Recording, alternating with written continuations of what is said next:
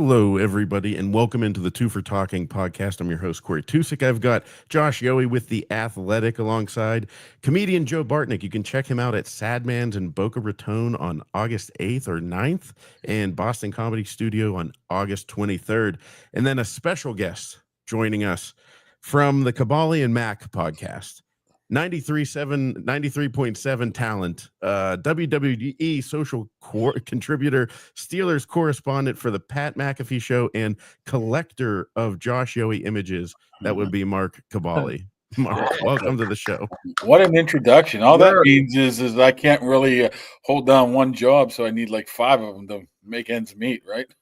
Yeah, no, I'm in the same boat. You know, we were in a situation recently. Somebody said, "What do you do for a living?" I said, "Well, it's kind of complicated." That's right. Mark's our first 2-time guest, right? He is. Yes, that's a big deal. Wow, interesting enough. Two for talk. He's roughing it. He's not in his palatial estate this time. Speaking, wait, I got to back up. Yohe, the terrible towel. How answer is that of you? Well, yeah, I mean, I am who I am. You know what? I'm talking right now. I guarantee that terrible towel has some kind of weird story. Well, this is 1994, and Greg Lloyd had a sack. And no, that's for decoration purposes. I have like the 2 legitimate ones I've had all my life, but those are so beaten up, I wouldn't put them on display. Do you bring those out for certain occasions? I mean, if they're good, yeah. If it's actually a big game, sure. Huh. Like, I mean, I'm not going to humiliate them by like what happened in the playoffs last year and watch that shit. But we'll get to that later. Don't worry. Before that, I'm old enough to remember when you only brought the terrible towel out for playoff games. Huh. See, that's the way it was in the 70s. Isn't that the truth? There's some weird ones now. If you go look, there's like Halloween ones. I'm like, what in the world is this? Oh, like we've got jack-o'-lantern on it.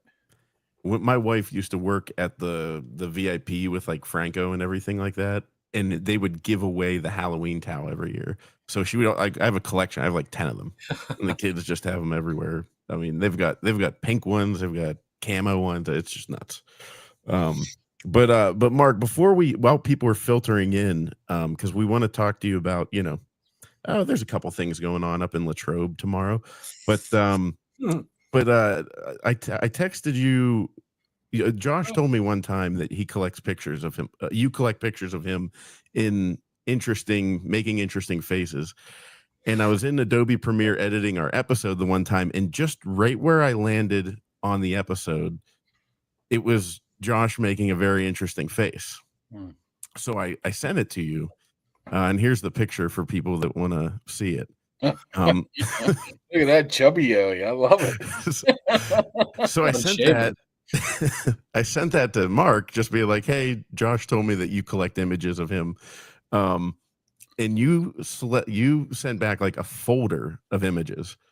I got so many of them. So I want to know Josh's stories here, because this first one, I think a lot of people might have seen this kid on TV. What's going on here? That's the night before Thanksgiving game, 1988 against the Rangers. When about a month earlier, David Shaw took out Mario, the cheap shot, and that was the big revenge game at the Igloo. And that was after, I believe, a Dan Quinn goal, and the camera went past me. I had no idea. I was like literally watching highlights, bored at work one day. And I said, Jesus, I know that looks familiar. I had to watch it again. And my mom's like, yeah, that's you. I'm like, oh, yeah, I thought it was, because I knew where we were sitting that game. So that's an impressive find, though. I didn't know Mark had that. Probably because you sent it to me. I mean, that's true. Well, don't you have a video of when they won the cup? They were running through the airport, and you're like, look, there's me right there. Yeah, I got a high five from Staggy and Mike Lang at the airport. I was 11 years old. And there's like old KDK footage of Shumway in the airport. It's unbelievable. And you can see me in a couple of the videos. I was like the only child there, I think. That was the most drunken gathering I've ever seen in my life. Yinders on full display. Oh, my God. One more for your viewing pleasure audience. This is a great one. Oh, John. What's stolen off of my Facebook page is what that is. Really? Yeah, I was like 12 or 13. That's Peters Township Middle School. I don't know what's going on there. There's some dorky kids in that picture. I was the only cool kid at that table. I don't know. If you look real close, I think he does have a 5 o'clock shadow there. Probably. Always been a problem. So I just thought we'd break the ice with that because There's it just was so just many. amazing. You know what? This is my favorite. I know you don't have it loaded, so I'm going to have to just show it. I can. Oh, you send it to me. I'll put it. Oh yeah. Was that? Did we actually run that in the Daily News? Was that the picture? Probably. I think we. Yeah, we. I have no idea what you're doing here. Mark and I worked at in McKeesport at the Daily News for many years, and some of the pictures we got away with running in the It's like paper. Osama bin Laden. Well, that's. Oh, here you did send this one too. Gee, where's that picture, Mark? Oh, where is that? Some morning Java. Looks very familiar. We might get sued. We might get sued over that. Yeah, really. They might get a takedown. But anyways, so I want to start, Mark, with asking you. I assume you're getting ready for camp tomorrow, going up to Latrobe, and there's a TJ Watt up there who's currently $140 million richer, and there was a little bit of back and forth between yourself and Mr. Yoey here on Twitter. Really? Talking about the TJ contract. So I muted one of those. It was getting too much. It got heated. Was that the one with Lindsay involved too? I think it was. People were really. I couldn't take it anymore. I had to mute the conversation. Oh, I'm sorry. I hope I didn't do anything to make it worse. No, it was just everybody else jumping in. It was like beep, beep, beep. I'm like, I don't even know what we're talking about right now. Yeah. So, well, what are your takes on the contract? Because I mean, it's a big number. It takes him over the number that Myles Garrett had, but it doesn't really take him over it, right? Yeah. No, it's just a 3-year extension. For the new money is $36 million, a little bit more than $36 million. Guaranteed like 108. He wanted more years. He wanted 4, maybe 5 years. The Steelers weren't anywhere near wanting to give him that type of length in his contract. So it came together pretty quickly because it was a week before that. It didn't look like it was anywhere near being done. And, TJ came down off of his demands of, a crazy amount of years for a 31-year-old, and the Steelers were able to get the 3 years. And I think it's it's something you just have to do at this point, I think. I mean, you listen to people, and I know Twitter's toxic. Is that the word for it? That is. I mean, we're talking about a guy that is one of the all-time best Steeler pass rushers. And if you want to be a good team, and if you want to have a chance to win in the playoffs, I know he hasn't won in the playoffs. I understand all that. You need to bring him back. I think it was a good deal for both sides. I mean, $36.5 million of new money, you can massage that any way you want to make it more than Myles Garrett, but it really is about market average, right? I mean, you get paid what the market tells you you're going to get paid. I think they needed it. I mean, especially with everybody else they brought in, the Ramseys and the Metcalfs and the Jonnu Smiths. They're going for it this year while keeping an eye on for the future years. You can't get rid of one of your better players. So I don't see anything wrong with it. I'm sure other people would like to use that $40 million somewhere else. And my response was, where are you going to use it at? You're not paying your quarterback, so you got excess of money right now because you're not paying your quarterback. This is the position you want to be in. But yet, we like to hear ourselves complain. Mark, I get this question about the Penguins all the time just because of the access that we have as beat writers. So I'm going to ask you about TJ. I know what kind of a player he is. I know absolutely nothing about the human being. Seems like a nice guy on the surface. You're around these guys every day. What is he like away from the field, just in your dealings with him? What kind of a guy is he? Because I feel like we know nothing about him, even though he's been in Pittsburgh for 8 years now. Yeah, I would probably. I mean, I don't obviously know Crosby. I think he'd be like Crosby-like, very dedicated to his craft. Doesn't really want to, deal with a lot of outside stuff. But it's not like he's not approachable, not a nice guy. But this is a guy that works his butt off, wants to win, just hasn't been able to win. I don't know if he's going to be a guy you sit down and, want to talk to or can talk to for 15 or 20 minutes and and joke about the weather or where you ate at or anything like that. But he's mostly all business. That's his thing. He's out there trying to improve. If it's just slight moves, slight pass rushing differences that he's changed. So he's pretty much all business. I mean, there's not much going around where he shows publicly. And you hear people talk about how, all he does is whine and complain. It's probably coming from Cleveland. I don't even remember whining and complaining, to be honest with you.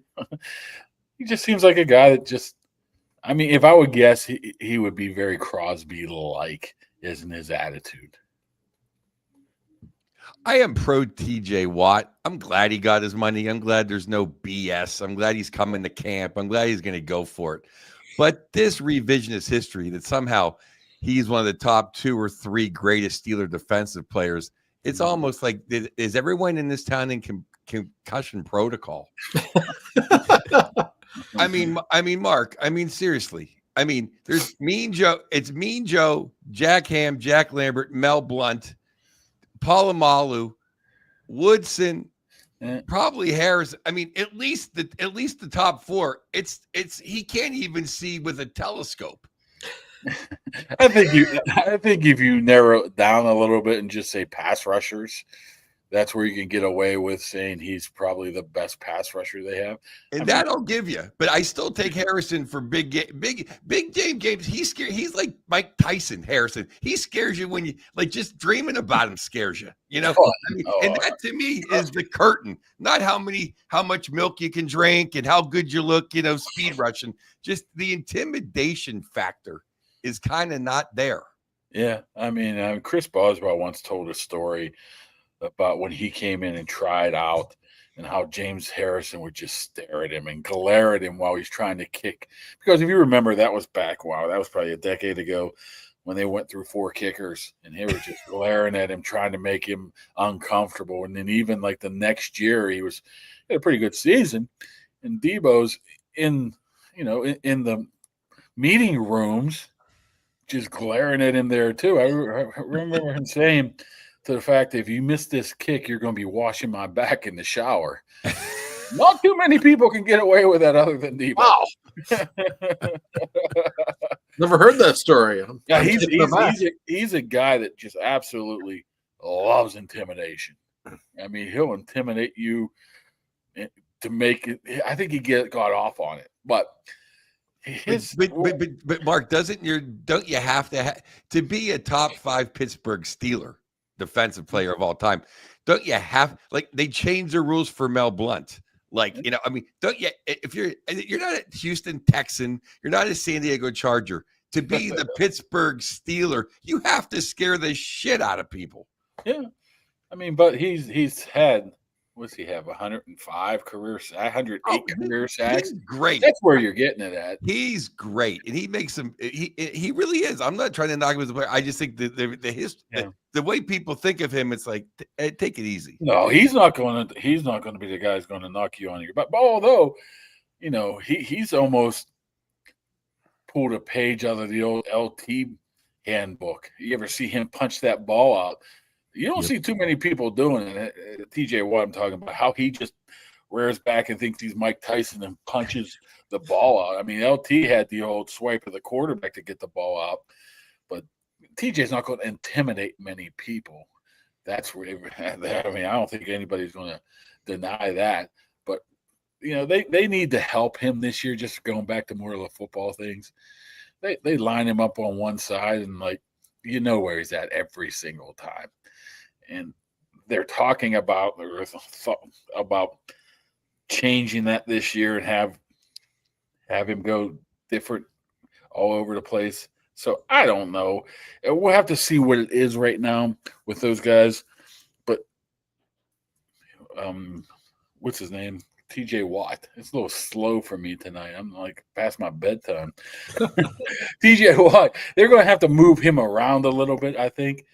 Just for the fact to get him free to be able to make his job a little bit simpler. And they talk about doing it, but they've been talked about doing that. Mark, what's it like mechanics-wise? Because I can imagine, I know on the hockey side of defensemen talking about switching from left to right, and they're like, "Look, it's completely different. I can't." Yeah. Is that similar for a pass rusher to flip over there? And yeah, TJ never wanted to flip. I mean, but I think he's come to the realization right now that when you get a huge tackle on you, a tight end chipping you, and here comes a running back triple chipping you here, that it's time to start doing some things a little bit differently. If you recall, what was that, a couple of years, more than a couple of years, when Bud Dupree, they flipped him from one side to another just because TJ wanted to play more. They made some kind of crazy excuse. They wanted TJ or Bud to play more on the right side, something crazy like that. But I think the older he's gotten, he realizes that they're making his job a lot harder.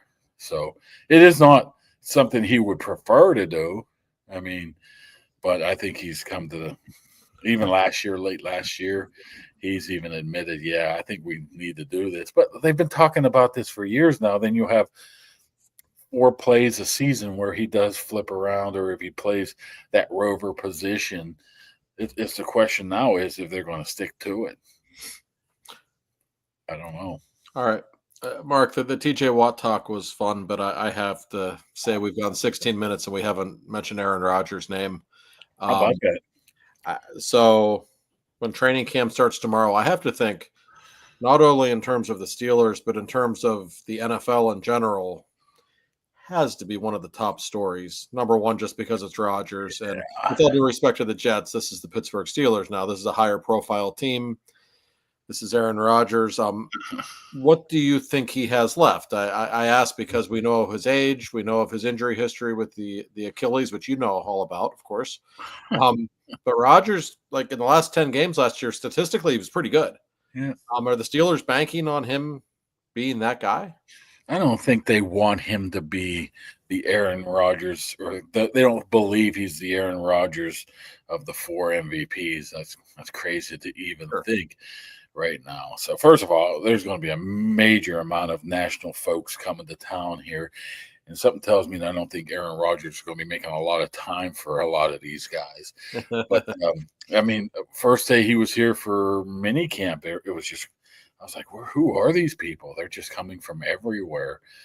But I think what he's able to do is, and I think why he seemed like that he was only here for 3 days, mandatory mini camp. He seemed relaxed. He seemed like he was enjoying himself, because I think for the first time in a while, not everything's on him. He's not expected to run the franchise, so to speak. He's not expected to say, go acquire Alan Lazard, go acquire this guy, go acquire this guy. He just has to go back and play quarterback right now. And his arm talent's unbelievable still. I mean, you'll notice in the preseason how quick of a release he has. He might need it now because the offensive line's, we'll see. But I don't think they're expecting him to come out and put up monster numbers. What he does is what he does best. Get rid of the ball quickly and doesn't turn the ball over. He's might have had 2 seasons where he's had double-digit interceptions. Keep doing the same thing, win the game. And what I think different about this Steeler team than maybe last year's team, I don't know if you agree, hit its ceiling. I mean, it wasn't going to go any further. You're lucky they got 10 wins, right? This team might end up winning 10 games, but I think it has a better chance to win 11, 12 games than it did last year. And I think that's how much potential they have, but it could crap the bed as well. So I think the ceiling's a lot higher on this team this year compared to last year, but Aaron Rodgers is definitely going to be the guy. I mean, we haven't seen much from him. I don't think we'll see much from him in the preseason. How much work is he going to get on the blocking sled tomorrow? That's funny. I guarantee that joke will be made about 1,800 times tomorrow. Well, you heard it here first, Mark. Credit Joe Bartnick, goddammit. Here's the funny thing.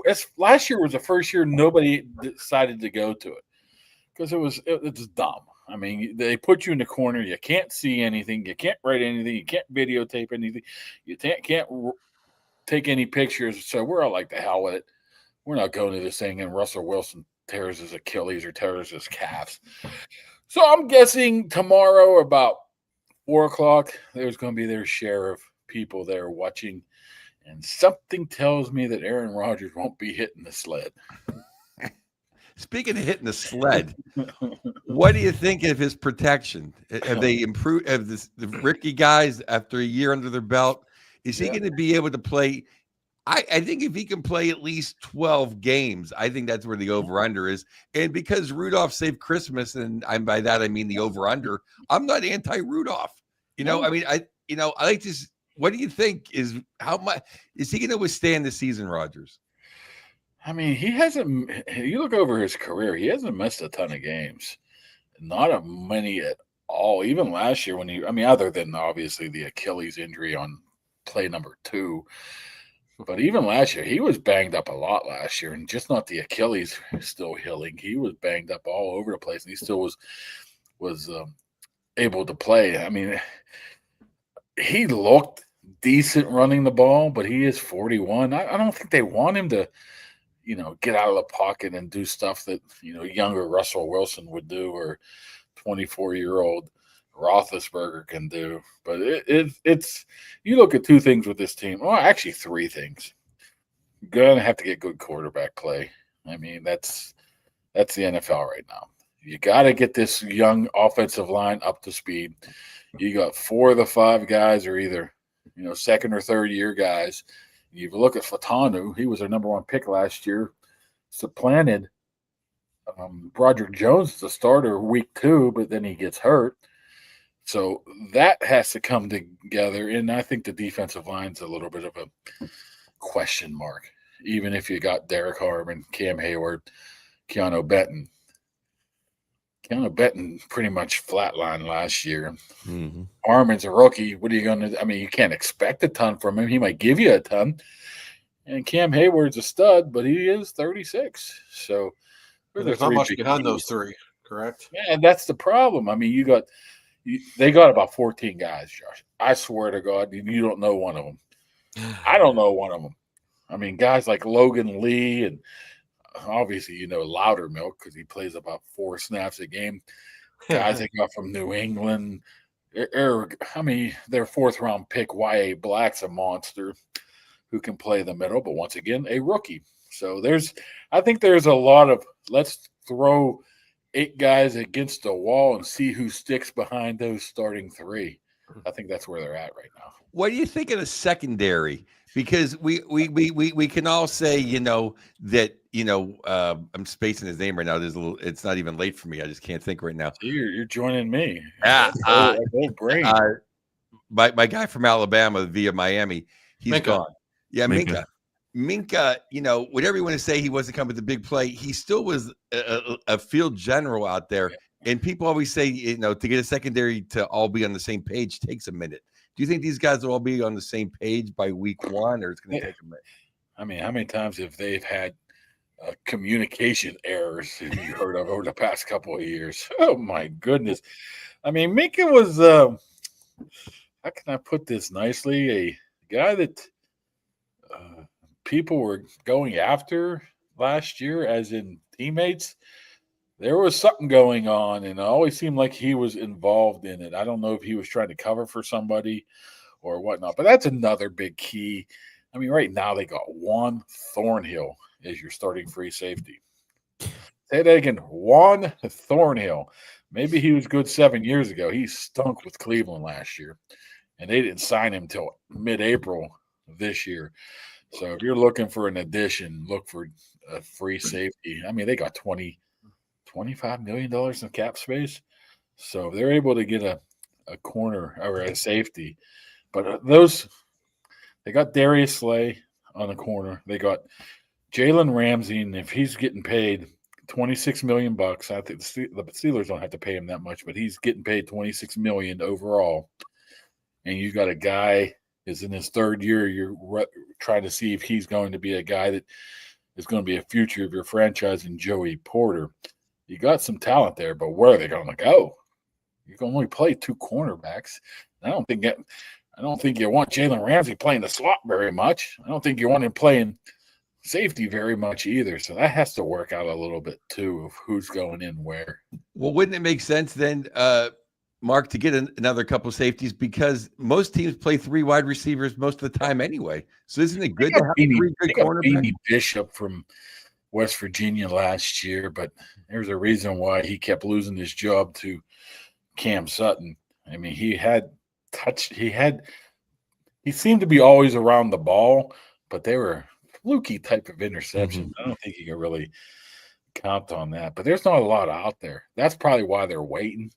I mean, you got Justin Simmons is out there, but he's 32, I believe. They're probably waiting till the end of when the cuts come. I think the cuts come at the end of August 20-something, if they're able to find somebody to hit the waiver wire. But even if you're hitting the waiver wire and somebody gets cut in August 26th, how good are they? There's a reason why you're getting cut. So the best bet right now would probably be Justin Simmons. I mean, he's probably a 1-year, $10 million guy, I'm guessing, which they could use. And once again, they're sold on Juan Thornhill, but I don't know. I think they're just talking. I mean, you can't. Who can be sold on Juan Thornhill? Come on. Do they have anybody behind him? Hey, like I call him Harmon Killebrew, Miles Killebrew. Yeah, I mean he's good for special teams, but I don't know if I want him at free safety. Yeah, they got a rookie. Their 7th round pick can play. They got an undrafted guy. I would tell you their names, but you wouldn't remember them after 2 seconds, anyways. And actually, I forget their names. So once again, you're looking at undrafted guys. You can't really go into a season thinking they're going to contribute. I mean, Mark. Maybe midway through the season they will, but Mark, here's a name I want to learn. I want to know. I want to love Caleb Johnson. Now, is he gonna replace Naj? Because to get to kind of cross, we always say Flower, played 60 games and 140. Naj had his detractors, but Naj ran the ball hard and and gained 1,000 yards every year. Can he fill those big shoes? Hey, Josh, what do you think of Naj? On a personal level, he strikes me as an asshole. And every time I tweet that, I get all these weirdo Steelers fans threatening my life. It's very bizarre. I always said he had a very high opinion of himself. He's not a bad player. He was fine. He was a very strange individual. But I basically look my opinion on him on what Mark tells me, by the way. He's just a strange guy. I gave up after maybe midway through his rookie year. I'm like, there's just some, how it is, Josh. You go talk to guys, and after a little bit, there's no use. Right, that's great. There's no use. I'm not going. I'm not even wasting my time over here right now. But he was a guy that carried the ball a lot. I mean, they needed splash plays, and they didn't get splash plays out of him. I think Jaylen Warren will be your starter early in the season. I mean, first of all, Jaylen Warren, last year, 2 years ago, we were all clamoring for him to be the starter, right? Now he's like, okay, maybe Caleb Johnson should be the starter. Jaylen Warren's a monster. I walked by him at minicamp. His legs are like tree trunks, man. I'm like, first thing I thought of, imagine him coming free 10 yards down the field. There ain't no way in hell I'm tackling that son of a bitch. I'd get the hell out of the way. But I think Caleb Johnson's a guy who's is going to be able to take over maybe midway through the season. A guy that can do some bigger plays rather than – I think Naj's had – what did he have? Close to 800-900 carries in his career, and he only had – his longest run was 30 yards. I mean, he just – not a home run hitter. No, he wasn't a home run hitter, and you need – home run hitters. I mean, it's not rocket science. You'd much rather have one play that goes for 40 yards than 6 plays that go 40 yards, and you could screw up one of those 6 plays. Oh, I agree. I mean, but no one got hit in the backfield, I think, in the history of the NFL. Najee Harris. I mean, he broke more tackles before he got the line of scrimmage than anybody in the world. Yeah, then the poor guy gets hit by a firework and whatever he happened to him. You heard about that, right? Heard about that, yeah. Oh, what happened? something. 4th of July mishap, I believe. Did he hit himself in the eye? Yeah, he's something happened. Something strange. I found it interesting that he was talking crap on the Steelers after he left. This is an organization, the Chargers. Then they, 2 weeks later, they drafted in the first round. It's like, nope. Hey, don't forget a guy like Kenny Gainwell, too. They're high on him. He's a third down scat back type of guy who's going to be Saquon's old backup. Yeah, so he's. I wouldn't expect him to put up fantasy football numbers, but they like him for some reason. He can make some decent plays on third down. So he's a guy that we seem to forget about. I mean, we're all forgetting about the big guy, Mr. 6'4", 250 DK Metcalf. Yeah, I don't know how much he has. I mean, how much juice does he have left? But he better have a lot. You've never seen a guy. I mean, the guy is just a monster. And he apparently his daily intake are a couple bag of Skittles. I'm like, that's it. I wish it's like me. Yeah. Why don't I look like that? I don't know. Maybe genetics. Maybe Papio or maybe weightlifting. I mean, DK. Obviously, I think everybody's excited to see DK Mark.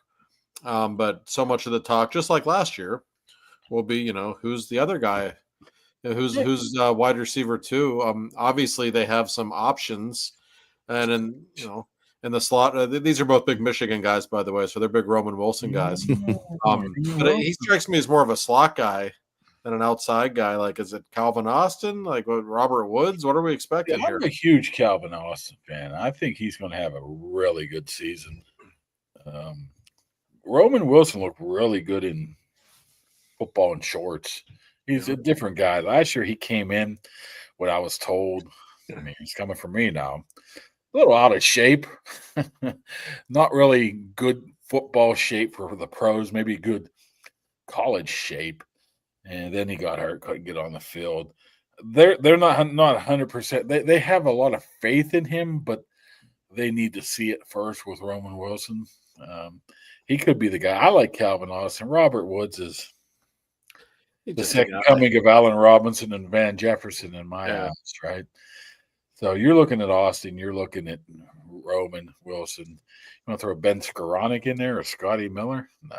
I don't think – honestly, I mean, I guess that there's a couple free agent receivers out there, but in Amari Cooper, Keenan Allen, but – at this point, I don't know if those are guys I really want. Is there anyone that via trades or anything like that? I mean, we're not going through the whole Brandon Ayuk thing again. Well, but once again, if you look at Jawan Jennings in San Francisco, he showed up today. He was talking all this junk about wanting a new contract. He showed up, and the coach said no. He never requested a trade. Then you got Terry McLaurin in Washington. Decided to not show up today. That's very interesting, but wow. I don't think they would want to go there because they'd have to give up draft picks. And one thing they've been able to do during this whole rebuilding process of winning now is they got a dozen draft picks next year. They got a first, a second, I think 3 or 4 threes. They haven't touched much of anything. They just accrued a ton of draft picks from next year. So the key, what they want to do is build the team out before they can somehow get a quarterback. So sort of like the Penguins. The Penguins are trying to play is the GM of the Steelers, acquiring a bunch of draft picks and not worrying about winning. Hey, the Penguins are the same though, aren't they? They're trying to win and trying to build for the future. Thanks for listening. That murky middle, Mark. No, I want to add I think my big question is, it's not even, obviously the consternation and the headache of not winning a playoff game has gotten to everybody. But I think the fact that since Big Ben has left, the offensive ingenuity has been putrid. And I think the biggest, my joy of having Aaron Rodgers, who I've met a couple times and is a good guy, is that he can come in here and actually change the offense. And it won't be, we're going to run on 2nd and 9. And it's not going to be, we're going to throw the ball 4 yards on 3rd and 8. Like, are they going to let Rodgers be a quarterback? Or are we going to be still stuck in 1935? Those uniforms they just unveiled look like 1935. But well, the Penguins have some throwbacks here. Right, one thing about Aaron Rodgers, he got a little offended by that in his press conference last month about taking over the offense. He goes, needs to. But he says, I've never been that guy. I don't know why people think that I'm a guy. I'm a guy that works within the offense set in front of me here, and I don't know where this comes from at all. He's not going to go out on his own according to what he's able to say. But you're looking at, 3 years of Matt Canada? I think one of us can probably be a better coordinator than that since Ben was gone. Maybe Fichtner was there 1 year. Then they had that crazy-ass, what was it, Mike Sullivan and Eddie Faulkner as the co-offensive coordinators. It's not like they had the cream of the crop there in being able to design offense. I still think Arthur Smith has the talent. He couldn't do what he wanted to do last year. He was limited with the offensive line. He was limited with the running back. Really, they wanted to run that outside zone, that outside one cut. Couldn't do that with Najee. And the quarterback limited him a little bit there. So I'm willing to give Arthur Smith a benefit of the doubt here before allowing Aaron Rodgers to take over. But I would not be surprised if Aaron Rodgers needs to sit in that room and say, no, I do need to have this play, this play, this play, and this play. I just don't know if he's going to just do the Ben Roethlisberger fourth quarter and saying, the hell with Canada, I'm just going to go wing it. I don't see that happening. I hope he does. That's when they were good that year. Yeah. He was unbelievable, Roethlisberger. What was that, his final year or second to final year? Yeah. He just said, the hell with whatever they're calling. I'm just doing what I'm doing. I always thought, I hate to have legends become coaches. We've talked about that on the show with hockey, but I think Ben would be a hell of an offensive coordinator, at least in the pass game. The problem with that is he's probably worth about $300 million, right? Yeah. How are you going to get him off the couch? He wouldn't even come in and work when he was getting paid that money. Now he's getting paid a couple $100,000 to put in about 150-hour work weeks. He's happy so quickly. It just seems like anybody can be a better coordinator than what they've had the last. Even when Ben was playing, it was like Ben had to just be his own man by the fourth quarter. Yeah. It was like the Denver Broncos when they had Dan Reeves, when the only guy that could keep Elway back was Reeves, because then in the fourth quarter, Elway would take over. Yeah, it's very similar whatsoever. You look at the history of the Steelers' offensive coordinators, and Haley was good. Once again, we ripped on Todd Haley relentlessly until he's gone, and we're like, you know what? That guy wasn't that bad. He's probably the best coordinator they've had in the past 15 years. I thought he was really good. Yeah, but not at the time. Oh. Why do you think of the criticism that Tomlin's, coaching tree is a shrub? As opposed to Knowles or, Bill Walsh's or Bill Parcells, or I know I'm naming Mount Rushmore here, but the fact that really no one has gone on to glory except the guy they fake retired. Yeah. A lot of times he was hiring some older gentlemen. He wanted more of the experienced guys. It was basically the old guy and the real young guy. There was no in between guys that could go and be that guy that can go, make that shrub into at least a lilac bush or something like that. Right? So I think that was part of it right now. And there's nobody really that you even look on this roster that looks like a guy that's going to be, go get a job somewhere else. But I do have issues with the thought of having a coaching tree. Where's this coaching tree actually start at? Does it start the first time they join a pro staff, or is it when he comes back? Is Bruce Arians a part of that tree? Yeah, it's so hard to determine. I think that's just one of those talking points that seems to annoy me when someone, no offense, Joe, but when somebody normally says that to me, I'm like, we're going to talk about this coaching tree now. Sounds like you should be working for the fan. Yeah. I- Well, I'm, along actually, those lines- I'm under contract with the other side of the street. yeah, me too. Yeah. Oh, you know what, Joe? They were asking, "Hey, is Joey under contract?" Like, yeah, but I'm sure if you give him a call, maybe. Trust me, I got plenty of DMs from their talent in the last month wanting me to come on the air. Yeah, that's what I'm saying. I mean, I know how that works. throw an offer out there, maybe. And speaking of Tomlin, Mark, I'm not going to ask you if there's pressure on him because there obviously is not. We know, I mean, there's not. Yeah. But in terms of his legacy, and he's going to be in the Hall of Fame someday. That's just the way it is. Yeah. And he's got a Super Bowl. He's been there twice. He's got his 500 season thing. I'm not knocking him, but in terms of, I think he's overrated in some circles, but I don't think he's some terrible coach. But in terms of his legacy, like, seriously, he needs to win a playoff game soon, does he not? Or doesn't that change things if he doesn't? I think he needs to win a playoff game because I think Art Rooney is getting fed up, but he's not getting fed up to the point of getting rid of the head coach. I don't know if he looks at it like that. I mean, okay, let's play the hypothetically. Okay, they win a playoff game this year, so everything's just a race for the past 10 years. All of a sudden, it's good because they won one playoff game. Then we switch to, oh well, at least they've only won one playoff game in the past 8 years. So I mean, you can make that argument any way you want. The bottom line is Tomlin. He's a guy who does what he does very well.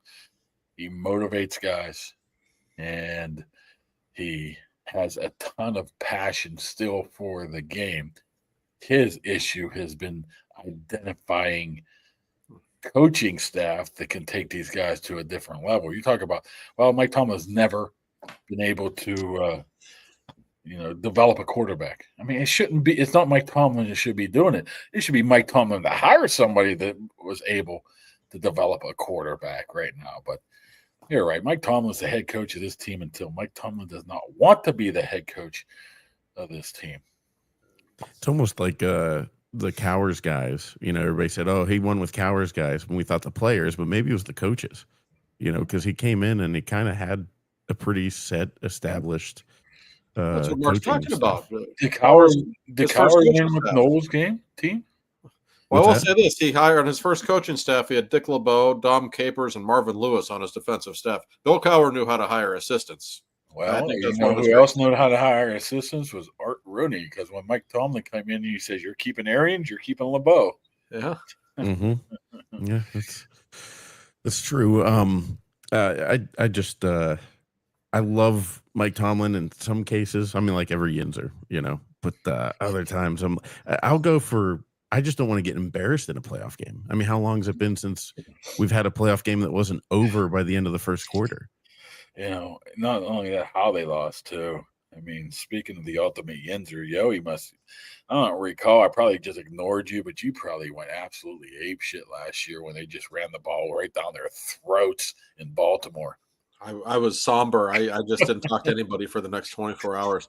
I can live with the Steelers losing. I can't live with them getting punched in the mouths. They ran the ball 50 times for 299 yards. Completely embarrassing. And I hold all of them accountable. I don't care if Cam Hayward's the greatest guy on earth. He can do his little podcast and talk shit. Like, you got punched in the mouth all game, Cam. I love you, but he was the whole team. He did have 10 tackles that game, though. Yeah, all of them were like 20 yards downfield. I mean, it took a lot of effort, I guess. And that, by the way, Corey, Mark, Joe, that's another problem for the Steelers, even though I think we all agree they have talent. They're an interesting team this season. Like, this division's a nightmare, Mark. I mean, Cleveland stinks, but and Baltimore might be, I don't know, the most talented team in the league, maybe other than Philly. Cincinnati's going to score 35 points a game. Like, it's pretty scary. You can give up 45, right? Right. But still, it's they've got their work cut out for them in this division, do they not? Yeah, I mean, I'm not a big Bengals believer. I know they got Higgins and Chase and Burrow and Gesicki, that running back that was rookie last year, are good. Their offensive line's awful. Their defense, I couldn't even tell you who is on their defense right now. They just keep dumping them. Hendrickson didn't show up today. He's probably not going to show up. They dumped their inside linebacker as well. They got rid of Mike Hilton. I don't know. This is going to be an interesting case right here of the Bengals. You're going to be able to That's the outscore. over. You're going to outscore. And once again, the Bengals last year, what were they? 9-7? Maybe they won 10 games. I don't know. Joe Burrow had to play like his best football of his career every single game just to get to that point. Who says that's going to happen again? So I'm not too sold on the Bengals. Right. The Browns, forget about it. Right. I'll give you $1 if you name who their running back is. I He's in You think jail. Kenny maybe, Pickett right? makes the team? think he's in jail, didn't he? Yeah, I thought 2 of Michigan guys would know that the Ohio State guy's in jail from Cleveland. Did he get an illegal tattoo? Or was he betting on games like Schleister? What did he do? I don't even know if he. I believe he beat up a Somebody. lady or something along those lines. Terrell, just think about that now. Terrell Pryor got suspended for having a tattoo. Guys are getting paid $8 million a year now in college. Yeah, He got a tattoo. he came along 10 years too early. Yeah. No doubt about that. But the Ravens are pretty scary on paper, Mark. I mean, they might be the favorite to win the whole thing, aren't they? I mean, I have to think they're in the conversation.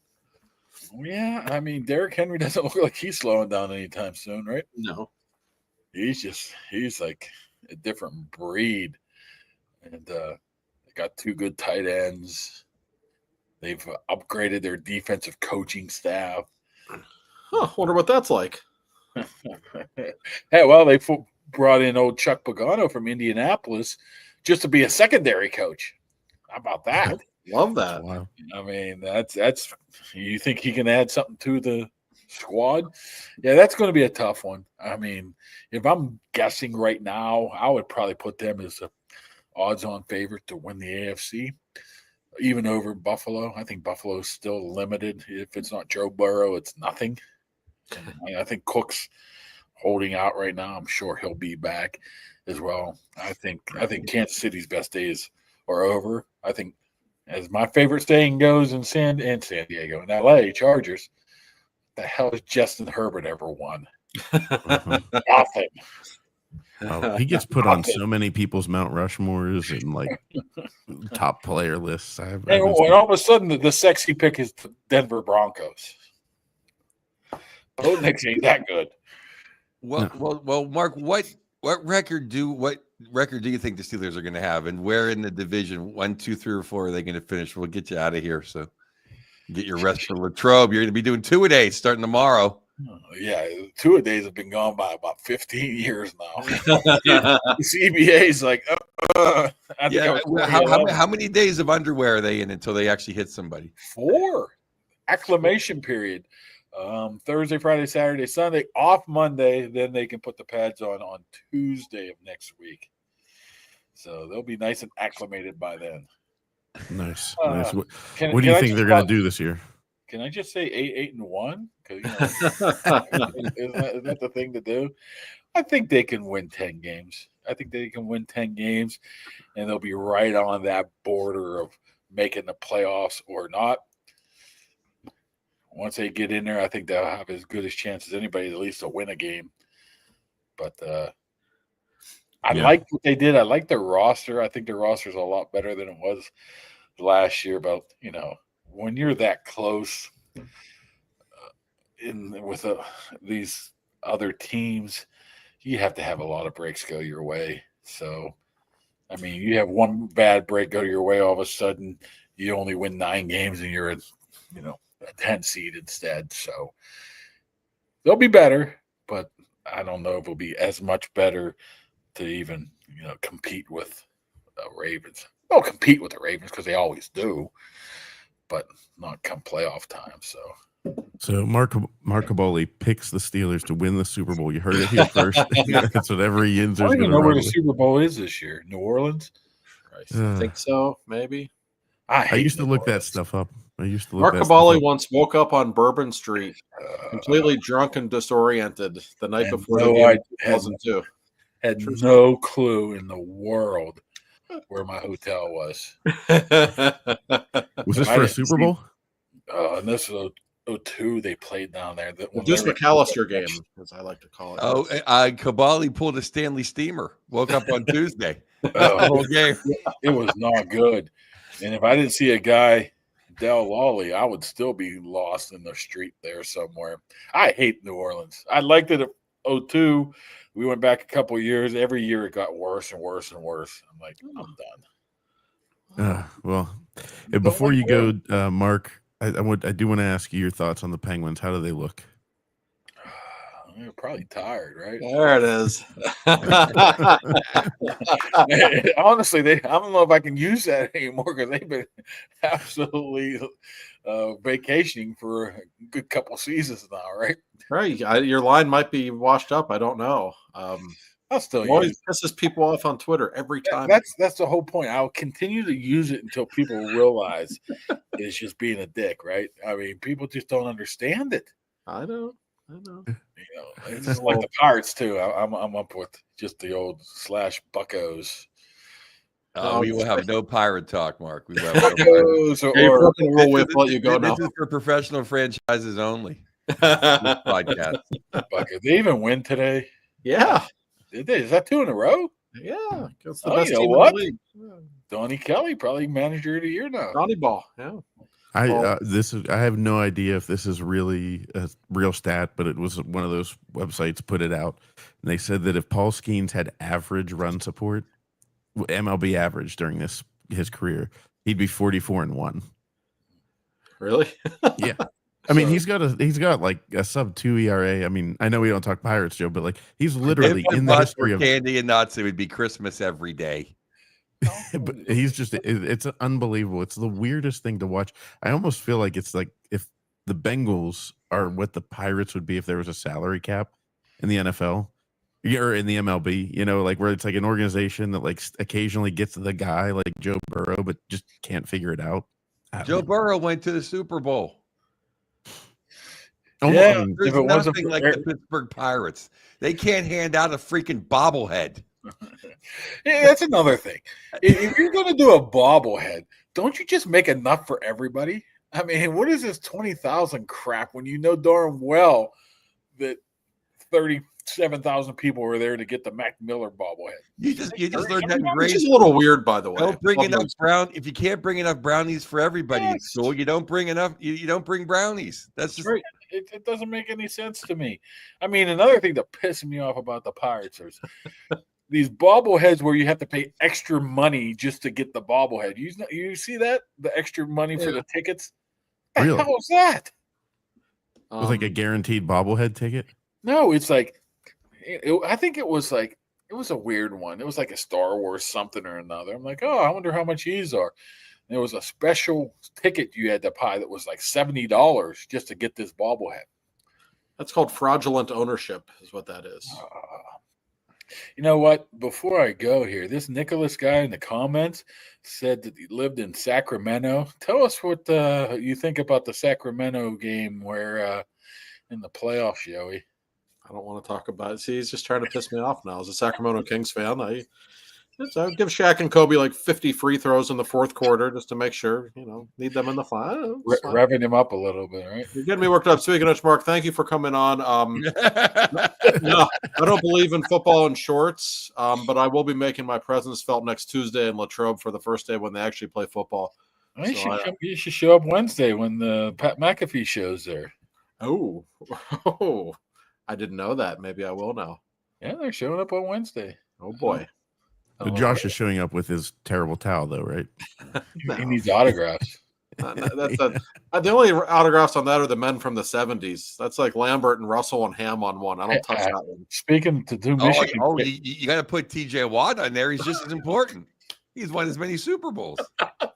Hey, speaking of two Michigan fans, Jack Sawyer is now my neighbor. Oh, really? State guy. But he lives. Maybe he lives a half mile down the street here. Can't have that. We had a good conversation. Oh, yeah. He, wait till you have to make this commute to the South Side every morning, brother. You're not going to like that. The kick in the pants. So Will Howard, by the way, I hate to keep dragging you on, but Will Howard, what is this with this weird fascination? I mean, sure, he maybe will be a good quarterback. I don't know. He's a nice guy. That's why. But like, John Gruden says one thing about how great he is, and every Yinzer is just like, he's the next Tom Brady because he was drafted in the 6th round. Like, Well, you look what people I've noticed what they've seen of Will Howard being an absolute stud in the college football playoffs for 4 games. That's what they know of him. Ohio State guy, bigger guy, nicest guy in the world. But if he's nothing more than a backup quarterback for life, that's not a bad career to have. I'm not expecting him to do much of anything this year at all. I mean, if he gets some preseason snaps, great, but I tell you, you're not going to find a nicer guy. Right? Great human, Josh. Great human. So that's probably one of the reasons why. He is a really good guy. But they see Ohio State. They see how much success he had there. And he did have 3 or 4 playoff games where he just looked unbelievable. So, but wouldn't you say he had a better offensive line and better wide receivers? Probably higher paid. Wait a second. This is coming from a Michigan fan. I thought that's all you guys did was pay guys. Yeah, that's basketball. No, I thought you're hockey. That's why Harbaugh left. That's fine. Yeah. Is Howard still the basketball coach? Is he still punching people out? No, he's gone. No, you're going to be covering him in the WWE. Fab 4, the steel cage. I would never, Jack Sawyer. I think I'd have to, if I ever was going to meet him in person, I'd have to go through and delete some tweets about after that Michigan game. Something with going 0-4 against Michigan. I don't know. I mean, you don't want them to plant the flag in the middle of your field. Just beat them. Jack Sawyer would be like a perfect guy. That would be the guy you use. You know how the NBA logo is. What's his name? Jerry West. Jerry West. I'm If firing up, Mark. NFL had a logo, it would be Jack Sawyer. I mean, he's a cop. He looks like a still. He looks like a guy that would be working in the steel mill. That's awesome. Not Rudy. Not Sean Astin. Thank God. He's from the Goonies, right? Yeah. The Goonies to Rudy. Oh, if you love the movie Rudy, do not look up the true story. You ever hear Montana? Montana's like, this guy's a piece of garbage. I know, it's so sad. And Josh would know because Joe Montana beat up his dad one time. True story. My dad really? went to wrangled with Joe Montana, and they were in the choir together. And my dad made some comment to him like, "Hey, nice interception on Friday night." And Montana turned around and punched him right in the nuts. Story of my dad's life. Yeah. Oh my. Oh well. Is that why Mark, you came out a little crazy? we can do a whole show on his old man. Oh, how he used to call up and prank us at the Daily News all the time. Pretending like he was a coach, Coach Bobo. We'd be like, "Oh no, he's calling again. You answer. No, you answer." Oh my. Well, Mark. Seriously, Mark. Thanks for joining us. We appreciate it, and I'm sure we'll talk to you at some point during the Steelers season. But good luck up at camp. What's your favorite spot? Where are you going to hit tomorrow night? My favorite spot is Route 30 back home when it's all over. Which I've gotten numerous tickets on my way back from. Oh yeah. Get the hell out of here. Yeah, that's a brutal. Dino's. Maybe I'll go to that Dino's where Jay Leno fell down the hill. Yeah, the non-existent one. There's hills here. I can't do it, Jay Leno. But I think they closed that Dino's actually, so it's going to have to be the original one. You fall down a hill to get wings. You're worth $200 billion. Sounds like you met with a bookie. I heard it was something else. Maybe not a bookie. Yeah. Oh, there's West Portland County people. Yeah. Well, Mark, we'll let you go, but we appreciate it, and we'll talk to you soon. Thanks, Mark. See you, Mark. Maybe Bill Neofa should have a hill insurance. Yeah, maybe. So Leno. Maybe he should. I mean, I've never seen somebody look that bad after rolling down a hill. No, it's not good. No. But Big Hill. if anyone's going to insure it, it's going to be Bill in the office. It is. And we're an hour deep into the show. That was some intense football talk there with Mark Kaboly. We thank Mark for coming on. And we always thank our good friend Bill in the office for continuing to sponsor the show. You hear me say it every week. And by the way, people are actually calling up Bill's show who are listening to us now. We're getting the word from Bill, like, you got listeners starting to call in. I'm like, good, we talk about you enough, and for good reason. So I'm glad all you viewers and listeners out there are finally catching on. Yes, Bill in the office. Indeed, this is the best insurance man in Pittsburgh. It's not even close. For those who don't know, it's neofficeinsurance.com. The phone number 412-364-3388. Doesn't matter what your insurance needs are. They literally take care of everything. They do it at a very fair price. They'll talk you through everything, whatever you need. So Neoffice Insurance, give our man Bill a call. You can talk some hockey with him. You can talk football. And if necessary, talk insurance too. That is his day job after all. Oh, thank you, Bill. Thank you, you, Bill. Funny. I even put in my notes. I thank Bill before we start. But Kaboly's came out of the house of fire. Yeah, you ripping on Yoey before Yoey got on. Unbelievable. Some things never change. I mean, like that's what I had to bring up the pictures because it was unbelievable. Like I hadn't texted Kaboly in like 3 months, and I saw that picture. I'm like, I'm gonna send it to him, and within like 10 seconds, boom, just this library of photos. Oh, he has a picture of me doing yard work, for God's sake. It's unbelievable. It's. I didn't even think those existed. His obsession with embarrassing photos of me knows no bounds. That is for sure. That's phenomenal. Well, so Josh, since we did the last show, a little bit of big news. Talk about burying the lead here. So Mario Lemieux definitely wants to come back. That's what you're hearing? Your article in The Athletic stated as such, that sources are telling you this. I think every Yinzer in, to me, or going back to like thinking of like 2001, or 2000, whenever he came back and all that. What are you hearing? And do you see this coming together? It's one of the strangest stories I've ever been involved in. This broke back in June during the Stanley Cup final. My colleague at The Athletic, Pierre LeBrun, wrote that. I think it was a tweet, first of all, that he sent out that kind of set Pittsburgh ablaze when it was, hey, Mario Lemieux and Ron Burkle and David Morehouse want to own the Penguins again. That was music to everyone's ears. And yet at the same time, it didn't really make sense. Mario got his money a couple of years ago. From everything we hear, Mario's enjoying his life. He's playing with his grandkids now. He's a grandfather, and he's, playing golf in Florida when he feels like it. And everything I had heard, he's happy, he's content. And, now all this talk, and I wrote something about it last week, people I really trust who are very close to the big guy saying like, yeah, this is legitimate. They really want back in.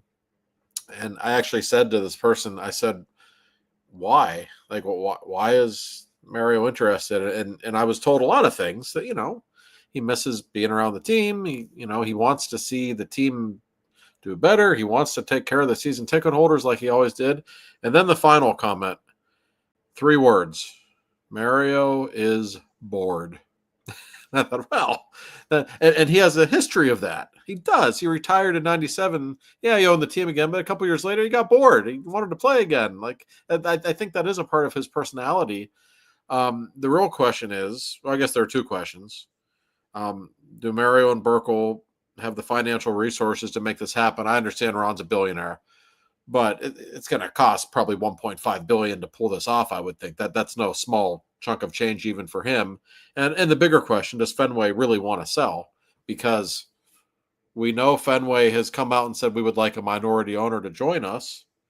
And my sense is Mario and his people, they think that's code language for, yeah, we're losing money. We're willing to sell. And I think that's what they're banking on. So I don't think any actual offer has been made. I don't know how much communication there's even been yet. But this is a real thing. This is something that is legitimately being discussed. And I know Penguins fans, it's what they want, probably more than just about anything, to have him back running The show, as unlikely as that still may seem, if it did happen, if it did work out that way, I know everybody would be happy. Now, sources are telling me that the not the holdup or Mario and Mr. Burkle did not want anything to do with the real estate next door. And that it was not as much boredom as much as just, the Hill District Committee and every other political BS red tape was making, the site where the arena used to be, it was supposed to be skyscrapers and whatever else they were supposed to do. And it kind of gave Mr. Burkle a headache. Mm-hmm. And that was kind of why they're like, you know what? We want our cups. Sid and Gina are getting older. Mary can go back to golfing and Ron can enjoy being a billionaire. And it was fun. But it seems like if Fenway is taking care of that, then Mr. Burkle and Mr. Lemieux can just buy the Penguins. Now, I've just heard that secondhand from real estate people who know the real estate business in downtown. I was actually trying to text you that, Josh, but you were busy this week. I said, give me a call, but I know you. I forgot to call you back. I'm such a some family issues. Yeah, because I was going to say, use your investigative skills. But I heard that is the crux of it. And now, of course, because then Fenway gets their money from selling from, all that development is worth billions to somebody. Mm-hmm. Mario and Burkle's used to running Ralph's and selling milk, and Mario's Mario. So if they can handle that, then they just get rid of the team and don't make their money doing the real estate and the 60s. Joe muted himself. Right in the middle of a good point. Well, I will say this, Joe. Joe, you're still muted, by the way. How about now? Yeah, you're good. No, and I believe it, and it's plausible. I can tell you over the years, having written about it and having been around it, Mario, Burkle, David Morehouse, Kevin Acklin, going back to Ken Sawyer, dealing with the city of Pittsburgh and the Hill District absolutely drove them crazy. I know it did. And to this day, that arena's been there 15 years now, and it's still in great shape. It's still one of the best arenas in the league, but the whole area around the arena sucks, and everybody knows it. It's we're supposed to have all these bars and restaurants and you name it, and it's a great area for entertainment pre and post game, and it's not. It's a real problem. It's one of the reasons they're having trouble selling tickets right now. There's just nobody down there on a Tuesday night in November unless there's a hockey game, and it's hard to get people to come down otherwise. So. No, that makes sense. That's been an ongoing issue for so long. But I say this all the time, guys. I hear from season ticket holders a lot, and very few of them would complain about Mike Sullivan. Very few would complain about Kyle Dubas. They'd complain about Ron Hextall, of course, but very few of them complain about the players. Every single one of them says, I just want Mario back. I want Mario. I like when Mario was in charge. He treated the season ticket holders differently. And we felt comfortable. We knew that he would do what was best. And maybe that's not completely fair to the Fenway people. I don't know that they've done anything wrong. But Mario is synonymous with Pittsburgh, like no athlete maybe in the history of North American sports. I mean, really, who is more synonymous with an organization than him? So that this Penguins fans need something to feel good about right now. And if this does start to materialize, man, what an incredible story it would be. Yeah, I mean, just the only thing remotely, or the other thing in the same ballpark is Al Davis and the Raiders. But it's not like Al Davis was Jim Brown. Yeah. I mean, Al Davis didn't play a snap for the Raiders, whereas Mario is one of the three best hockey. We're not going to debate this again, but arguably one of the three best hockey players ever. Like, that's not debatable. Yeah. I just like it. I always, it's weird, but the amount of time I spend at the arena, like you really do feel like it's nice to be able to sit there and you look up and go, oh, hey, the big guy's up there. What do you know? But it's weird. The interesting thing to me, and I remember thinking this even as a younger kid, whenever he was buying the Penguins, I know it was a good business decision for him, but like he went through a lot to get to that point, it wasn't easy. Like, getting to the arena, when he got the arena deal finalized, and came out and like he's had to deal with a bunch of crap. It hasn't been like, just smooth sailing and sitting back drinking wine. So he loves this organization, and like you can tell that he's all in on it. Like he wants this, and I feel like the losing has got to be hurting him too. Sure. No, I mean, it's his whole legacy is with the Penguins. He wants that preserved, and I've heard from people like it's not pleasant for him watching the last few years, and I know, given how close he is with Sid, he doesn't want Sid to go out on a team like this. I mean, of course he doesn't. And if he were running the show, he would have a lot of power in that regard. Even though he was certainly a hands-off owner, but when he needed to say something, he would say it. I don't know. I just think it's a really interesting situation. We will see how much it materializes. Ultimately, it's up to Fenway. If they don't want to sell, they're not going to sell. It's the same thing with the Pirates. Like everyone wants Bob Nutting to sell the team. So do I. But if he doesn't want to, there's no public pressure. Well, now that is a good question. Is the animosity between those two sides? Because, is it, even if Burkle, who has, other than the Sultans and the computer nerds, of all the people who started out just a regular human being, Burkle has more money than anybody. Yeah. I mean, sure he does. Would they just, he can give the highest bid. Would they just like, no, we don't like you. We didn't like what happened last time, and just not sell it to him anyway? I mean, because it's their team. It's like you're the garage sale. If you don't want to sell your old couch to that guy, you don't have to. Could be. I mean, listen, there's some bad blood between Mario and Burkle and Fenway. I mean, that's what I'm saying. And it's never been reported thoroughly. It's more like, stuff we kind of hear that we can't always write, but everybody knows it. There was a holdup, and Mario, getting paid by Fenway when the sale went through, and lawyers had to get involved. And, I think everything's okay. I don't think there's a huge amount of animosity at this point, but it was still pretty icy. Mario hardly ever shows up for games anymore, and that's why. I mean, let's be honest. We all know that's why. Josh, he's only been on camera once. Yeah. And that was Jogger Day. Yeah, right. I mean, that's that's all you need to know. I mean, yeah, Mario's a really private guy, but yeah, there were some issues there. There's no doubt about that. But listen, if the thing about Fenway, though, I suspect if Burkle and Mario get together and they can put together a number that's big enough, like Fenway, they're business people first and foremost. Okay. And I don't think they've done anything wrong with the Penguins. I don't really have a problem with them, but there's a very corporate feel to them. They treat the Penguins like they're a business. Whereas when Mario was running the show, and I can speak on this, I'm not in the organization, but I'm there every day. Like when Mario was running the show, there was just more of a family atmosphere there. And all the employees were a little happier.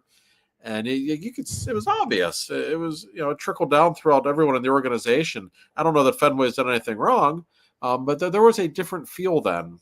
And I know a lot of people in the organization would love it if Mario was in charge again. And these are business people. If they make a big enough of an offer, maybe it happens. I don't know that they're necessarily, infatuated with being owners of the Penguins forever. But I don't know. I never saw this coming. That this is quite a story, but it's not. I assure you, I've seen some people say, it's just a rumor. Like, no, Pierre LeBrun doesn't make up rumors, first of all. And I've spoken with enough people like that. There's something really here. Well, it reminds me of if you're familiar with The Wedding, what's it called? Steve Martin, Father of the Bride, Part 2, when he sells his house. And then, within a week, he decides he wants it back, but he has to buy it for double the price. People don't do that unless they are serious about it. And what do you think of the NHL? They're gonna get whatever $2 billion for Atlanta. Wow. And do Mario and Burkle just say, okay, well, we'll give you the money? I mean, can you just make a deal? Say, well, we'll split that when it comes. I mean, that seems to be a huge holdup, because even if they only sell 10,000 seats the next 3 years, whatever the cut of that is going to be a lot of money. Well, and that's why some people have told me, Mario and Merkel would potentially be willing to really overpay just because they know that money's coming with the expansion teams. Now, of course, if you're Fenway, you also know that money's coming. So maybe you just want to stick around and enjoy that money too. But yeah, I mean, listen, expansion's coming. There's going to be 2 teams. We know that's probably Atlanta and Houston, it sounds like. Regardless of what 2 teams they are, all the owners in the NHL are going to be a hell of a lot more wealthy than they already are in a couple of years. That's absolute fact. Why? This is getting off on a side tangent, but we haven't talked about the expansion much. Why are they doing it? Like we talked about it all year on this podcast, where goaltenders are like quarterbacks in the NFL. Like, there's how many actual starting goaltenders? You know what though, Corey? I think I'm going to make one quick point and one longer point. They're doing it because they're asking for $2 billion in franchise. That's why. Now, the longer point and a very important point. Yeah, there's not 42 good goaltenders or 36, and there's not 20. But you know what? I don't care. I don't come to see good goaltending. I actually don't like a shutout. I want to see 5-4 games. Like, bad goaltending doesn't really. It's like it only leads to fun hockey in expansion cities. It's not like bad quarterbacking leads to me jumping off a bridge. It leads to me watching all day Saturday and only the Steelers on Sunday. But the bad goal, when the Sharks and the Ducks got 2 bad goaltenders, well, it's 6-5. Look at this. Yeah, it's a really good point. And I will say 2 things about that. Number one, we're talking billions of dollars funneling into the league. That's why. Ultimately, of course, that's why.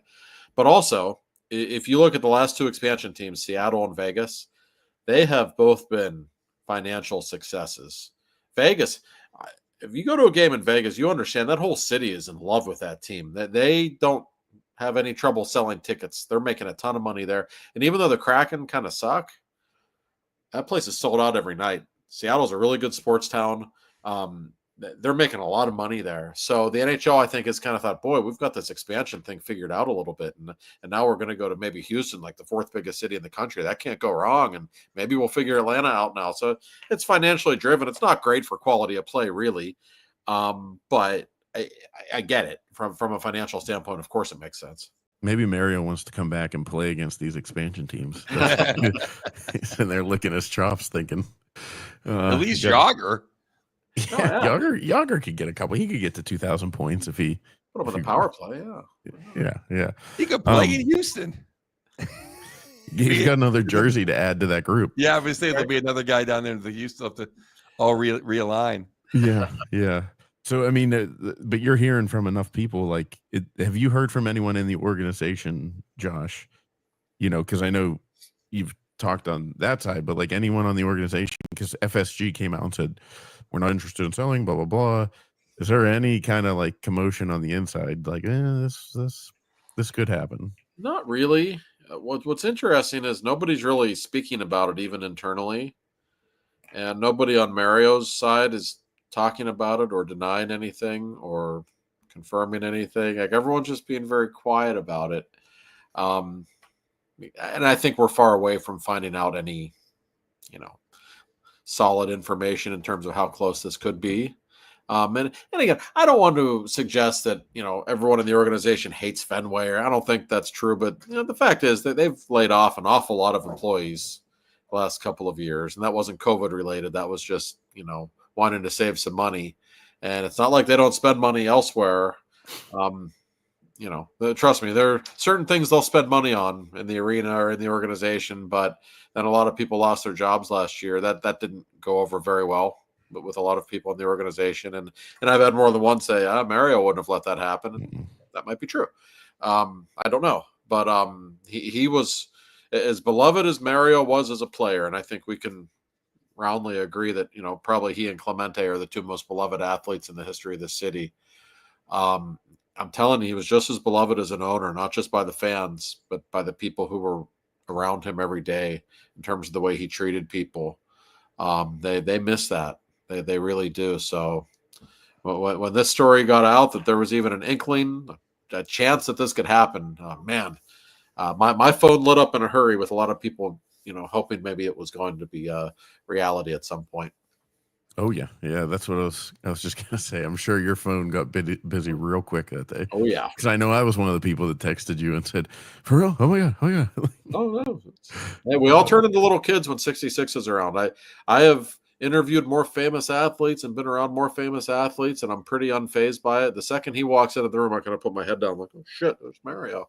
Like he's the only one. He has that presence about him that's just different than everyone else. Oh yeah, I think I could have done like a Ricky Bobby thing where like I couldn't forgot to use my hands, like like because I mean with my business I've talked to a lot of people. I don't care, but then around him, the one time I did talk to him, I when I was like, huh. like I thought I was saying something, but I'm pretty sure I was not. But Joe, you've done comedy in front of him, so I mean that's like next level. We've I mean, everyone knows that story. I've told it a billion times, but yeah, he's the big guy. He really. I did for his I did a thing for his benefit, and he loved the show. He loved me. He's the best. It's one of the 2 or 3 highlights of my comedy career. Was all the Hockey Hall of Famers, including the big guy, love my set.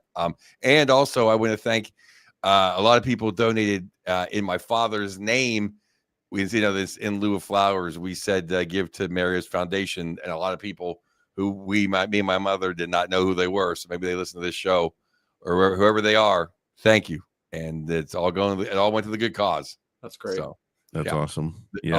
Always support the big guy. Oh yeah. And with the amount of time I've spent in Children's Hospital, seeing the Austin's playrooms and the sibling centers, all that kind of stuff.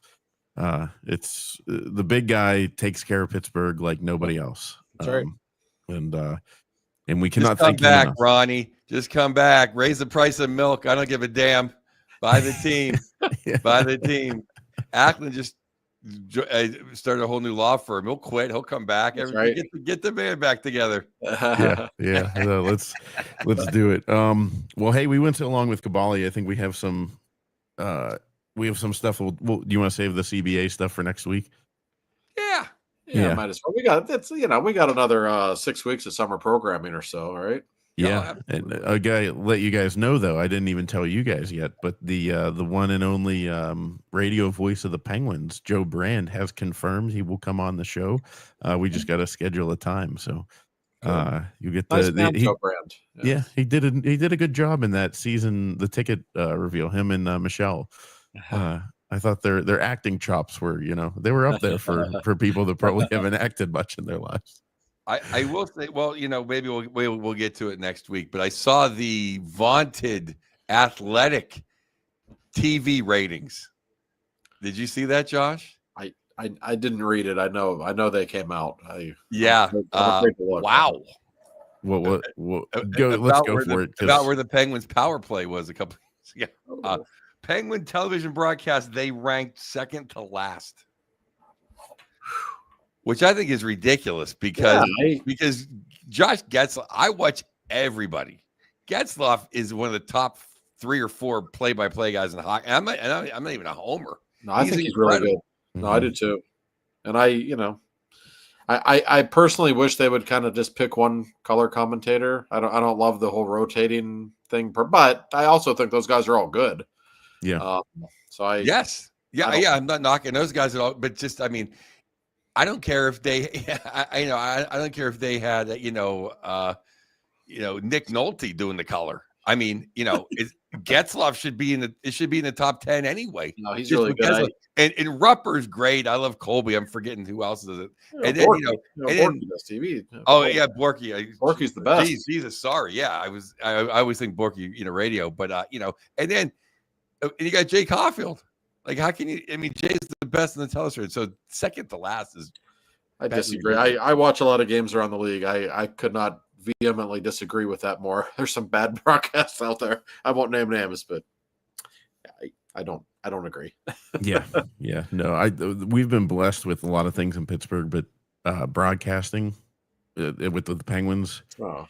We obviously talked about a ton with Mike Lang, Staggy, who, by the way, we should have him on for summer programming. Staggy will come on for Staggy sure. will come on. Don't worry. Yeah, we'll get him on. Well, maybe you have to do that one recorded and then edit it down, and then I can stream it live later. Oh, because you can't talk with Staggy. Just warms up at the hour mark. You talk hockey with Staggy for 7 hours. That's true. Oh yeah, I do all the time. Yeah, Staggy's the absolute best. But Nice. we're gonna have Joe Brand. I'm not buttering up to Joe Brand, but he definitely filled into some shoes on the radio, because I, most of the time have to listen to games on the radio when I'm on the road, and he did an incredible job. And I absolutely love Bork. I know Borky probably makes more money on television. I'm not trying to stop his career. Phil knows how much I love him, but Borky is the best on the radio. You can feel the passion through the radio, and especially after a tough loss. I'm walking. We call it the loser loop. I'll run in front of a truck for that guy. I mean, he should be in the locker room giving the speech. I mean, it really is incrable. Oh, yeah, he cares more than some of the players, quite honestly, and that's I don't know if that's a problem. I'd say all but Sid, maybe Rusty. He does though. No, Borky bleeds black and gold. There's no doubt about that. Yeah, it's amazing. He's so good at his job, because when he busts out the Christopher Letang, it's either a good or a bad thing, but immediately based on his voice what it is. That's right. Oh man, but no, we're lucky. So yeah, that's some summer programming that's coming your ways. And as always, follow us all on Twitter, X, Instagram, wherever. And go to YouTube and subscribe to the channel, because most of you people that watch this don't actually subscribe. So we need more subscribers. I'm not sitting here like begging for subscribers. I'm very happy with the numbers. But if there's 1,500 people watching and only 500 subscribers, what's going on? You want to get notified when we go live, people? Come on. Maybe we'll have to get some kind of giveaway going. We had in our text thread. We had a pretty good idea. That means if we have 1,500 live, we'll give away 500 bobbleheads. So 1,000 people get screwed, just like the Pirates. That's a good idea. We should get Joe bobble stashes. Get some. Ooh. Like that. But all right, so yeah, we will screw you over just like the Pirates next week on Two for Talking. See ya.